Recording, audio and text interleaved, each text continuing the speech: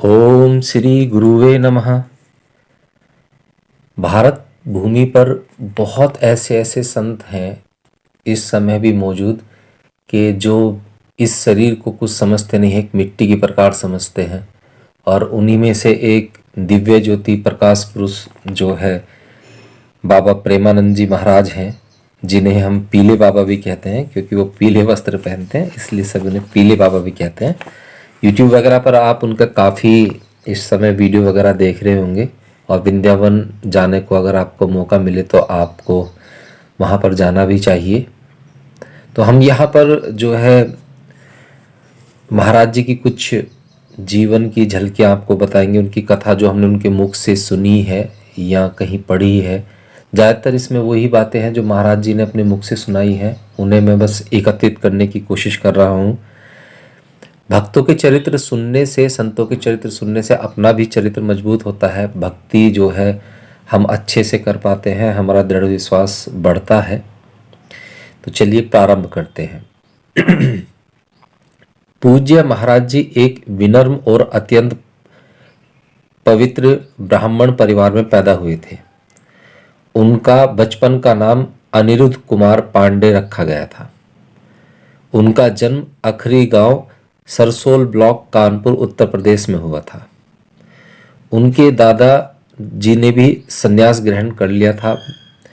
कुल मिलाकर घरेलू वातावरण अत्यंत भक्तिपूर्ण, अत्यंत शुद्ध और निर्मल था। उनके पिता श्री शंभू पांडे एक भक्त व्यक्ति थे और उन्होंने बाद के वर्षों में संन्यास स्वीकार कर लिया। उनकी माता श्रीमती रमा देवी बहुत पवित्र थी और सभी संतों के लिए उनके मन में बहुत ही सम्मान था। दोनों नियमित रूप से संत सेवा और विभिन्न भक्ति सेवाओं में लगे हुए थे। उनके बड़े भाई ने श्रीमद् भगवत गीता के श्लोक पढ़कर परिवार की आध्यात्मिक आभा को बढ़ाया, जिसे पूरा परिवार सुनता और समझता था। पवित्र गृहस्थी के वातावरण ने उनके भीतर छिपे आध्यात्मिक चिंगारी को तीव्र कर दिया, क्योंकि जब हमारे चारों तरफ इस तरह का माहौल हो तो कहीं ना कहीं हम विचार करते ही हैं। इस भक्तिपूर्ण पारिवारिक पृष्ठभूमि को देखते हुए महाराज जी ने बहुत कम उम्र में ही विभिन्न प्रार्थनाओं जैसे चालीसा वगैरह का पाठ करना शुरू कर दिया। जब वे 5वीं कक्षा में थे तब उन्होंने गीता प्रेस प्रकाशन श्री सुख सागर पढ़ना शुरू किया। इस छोटी सी उम्र में वह जीवन के उद्देश्य पर सवाल उठाने लगे। वह इस विचार से द्रवित हो उठा कि क्या माता पिता का प्रेम चिरस्थायी है, मतलब वो इस हमेशा के लिए रहेगा, और यदि नहीं तो अस्थायी सुख में क्यों लगे। उन्होंने स्कूल में पढ़ने और भौतिकवादी ज्ञान प्राप्त करने के महत्व पर सवाल उठाया और बताया कि यह कैसे उन्हें अपने लक्ष्यों को प्राप्त करने में मदद करेगा। उत्तर खोजने के लिए उन्होंने श्री राम जय जय राम और श्री गोविंद हरे मुरारी का जाप करना शुरू किया।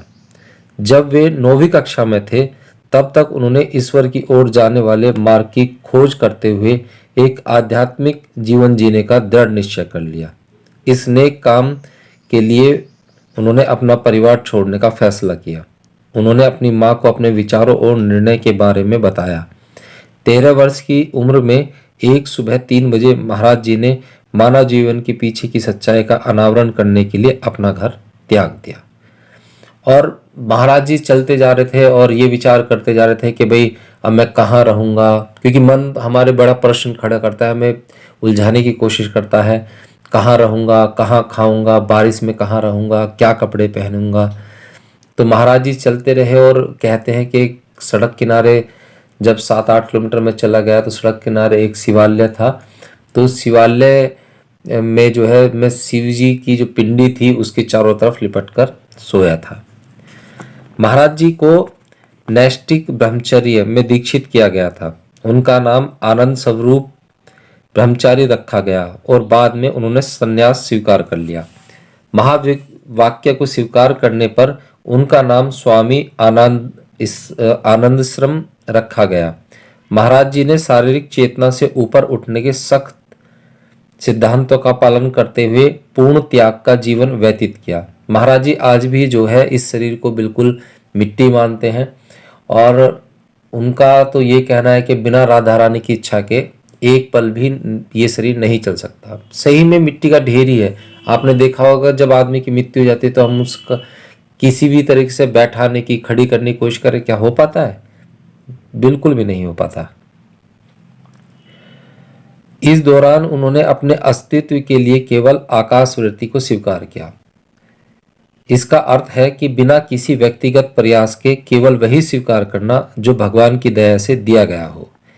एक आध्यात्मिक साधक के रूप में उनका अधिकांश जीवन गंगा नदी के तट पर व्यतीत हुआ, क्योंकि महाराज जी ने कभी भी आश्रम के पदानुक्रम जीवन को स्वीकार नहीं किया। बहुत जल्द गंगा उनकी दूसरी माँ बन गई। वह भूख, कपड़े या मौसम की परवाह किए बिना गंगा के घाटों पर घूमा करते। कड़ाके की सर्दी में भी उन्हें गंगा में 3 बार स्नान करने की अपनी दिनचर्या को कभी नहीं छोड़ा। और महाराज जी कहते हैं कि उन्हें कभी बुखार तो छोड़ो, उन्हें कभी जुखाम तक भी नहीं हुआ। वह कई दिनों तक बिना भोजन के उपवास करते थे और उनका शरीर ठंड पर कांपता था, लेकिन वह परम के ध्यान में पूरी तरह से लीन रहते थे। संन्यास के कुछ वर्षों के भीतर उन्हें भगवान शिव का विधिवत आशीर्वाद मिला। महाराज जी पर निसंदेह ज्ञान और दया के प्रतीक भगवान शिव की कृपा थी। हालांकि उन्होंने एक उच्च उद्देश्य के लिए प्रयास करना जारी रखा। एक दिन बनारस में एक पेड़ के नीचे ध्यान करते हुए श्री श्याम श्यामा की कृपा से वे वृंदावन की महिमा के प्रति आकर्षित हुए। बाद में एक संत की प्रेरणा से उन्हें एक रासलीला में भाग लेने के लिए राजी किया, जो स्वामी जी श्री राम शर्मा द्वारा आयोजित की जा रही थी। उन्होंने 1 महीने तक रासलीला में भाग लिया, मतलब देखने के लिए जाते थे, वो करने के लिए नहीं। सुबह वे श्री चैतन्य महाप्रभु की लीला और रात में श्री श्यामा श्याम की रासलीला देखते थे। 1 महीने में ही वह लीलाओं को देखने में इतने मुग्ध और आकर्षित हो गए कि वह उसके बिना जीवन जीने की कल्पना भी नहीं कर सकते थे। यह 1 महीना उनके जीवन का टर्निंग पॉइंट साबित हुआ।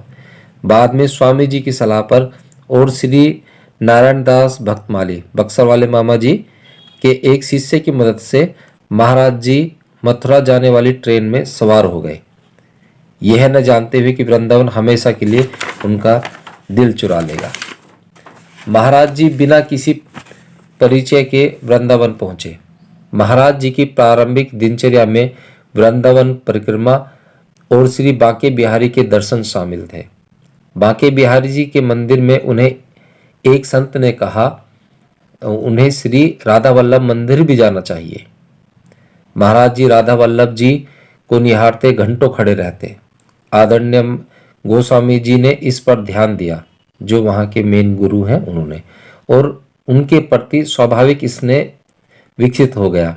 एक दिन पूज्य श्री हित मोहित मराल गोस्वामी जी ने श्री राधा रस सुधा निधि का एक श्लोक सुनाया, लेकिन महाराज जी संस्कृत में पारंगत होने के बावजूद उसके गहरे अर्थ को समझने में असमर्थ थे। गोस्वामी जी ने जब उन्हें श्री हरिवंश के नाम का जाप करने के लिए प्रोत्साहित किया, महाराज जी शुरू में ऐसा करने से हिचक रहे थे, क्योंकि उन्हें कुछ समझ में नहीं आ रहा था। वो तो शिव भक्त थे एक तरीके से। हालांकि अगले दिन जैसे ही उन्होंने वृंदावन परिक्रमा शुरू की, उन्होंने खुद को श्री हित हरिवंश महाप्रभु की कृपा से उसी पवित्र नाम का जाप करते हुए पाया। इस प्रकार वह इस पवित्र नाम की शक्ति के कायल हो गए। एक प्रातः परिक्रमा करते समय महाराज जी एक सखी द्वारा एक श्लोक गाते हुए पूरी तरह से मंत्रमुग्ध हो गए। श्री प्रिया बदन छवि चंद्र मनो प्रीतम नैनन चकोर प्रेम सुधा रस माधुरी पान करत निसी भोर। संन्यास के नियमों को दरकिनार करते हुए महाराज जी ने सखी से कहा कि वह जिस पद को गा रही है उसे समझाने के लिए कहे। वह मुस्कुराई और उससे कहा कि अगर वह इस श्लोक को समझना चाहते हैं तो उन्हें राधा वल्लभ ही बनना होगा। महाराज जी ने तुरंत और उत्साहपूर्वक दीक्षा के लिए पूज्य श्री हित मोहित मराल गोस्वामी जी से संपर्क किया। इस प्रकार गोस्वामी परिकर ने जो भविष्यवाणी की थी उसे साबित कर दिया। महाराज जी को शरणागत मंत्र के साथ राधा वल्लभ संप्रदाय में दीक्षित किया गया। कुछ दिनों बाद पूज्य श्री गोस्वामी जी के आग्रह पर महाराज जी अपने वर्तमान सदगुरुदेव से मिले। जो सहचरी भाव से सबसे प्रमुख और स्थापित संतों में से थे। पूज्य श्री हित गौरांगी शरण जी महाराज, जिन्होंने उन्हें सहचरी भाव और नित्य विहार रस में दीक्षित किया, यानी कि निज मंत्र दिया, एक तरीके से कह सकते हैं।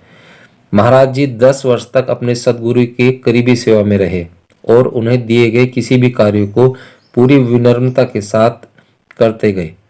जल्द ही अपने सदगुरु की कृपा और श्री वृंदावन धाम की कृपा से वह सहचरी भाव में पूरी तरह से लीन हो गए और श्री राधा रानी के चरण कमलों में असीम भक्ति विकसित की।